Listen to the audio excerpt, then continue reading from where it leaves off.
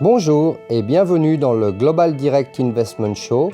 Ce show vous est présenté par Dukascopy TV et offshorepremium.com.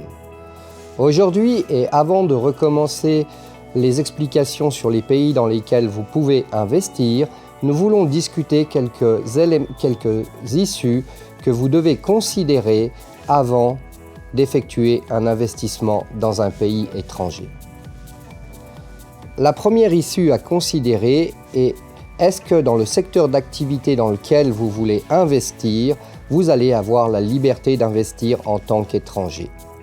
Le fait est que bien que l'Organisation mondiale du commerce a fait de nombreux progrès pendant les 10 dernières années, le fait est qu'il reste encore beaucoup de pays qui restreignent les investissements étrangers. En général, chaque pays va avoir une liste des activités qui sont complètement ouvertes aux investisseurs étrangers, où ils peuvent même recevoir des bénéfices fiscaux et d'autres avantages.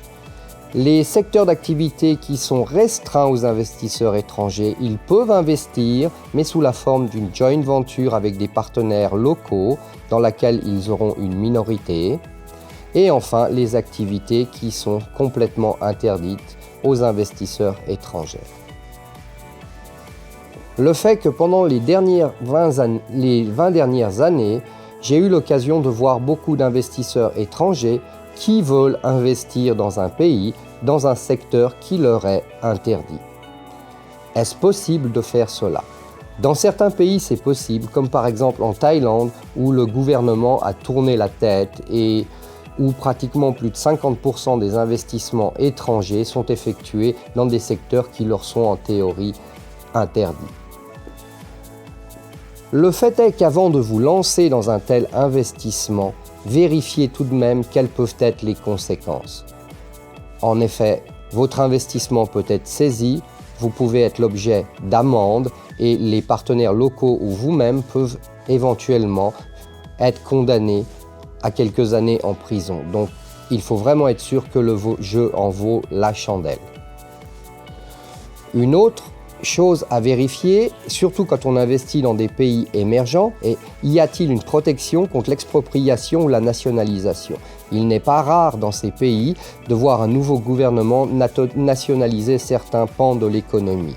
Donc, assurez-vous qu'il y ait des protections le cas échéant. Un autre élément à considérer est le libre flot de l'argent.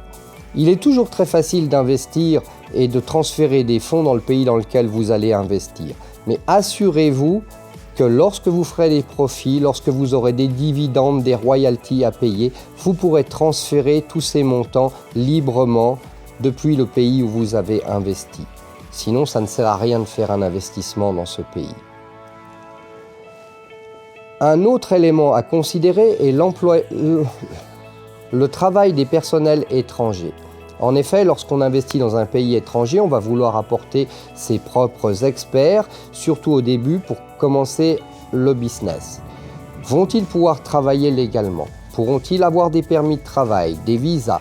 Combien de temps cela va-t-il prendre? Combien d'experts pouvez-vous emmener avec vous?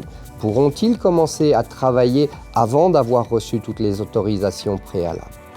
Encore une question que vous allez devoir résoudre avant d'investir. Finalement, quelque chose à ne pas faire, absolument. Pendant les 20 dernières années, j'ai trop souvent vu des hommes d'affaires européens ou américains qui arrivent dans les pays émergents avec un sentiment de supériorité.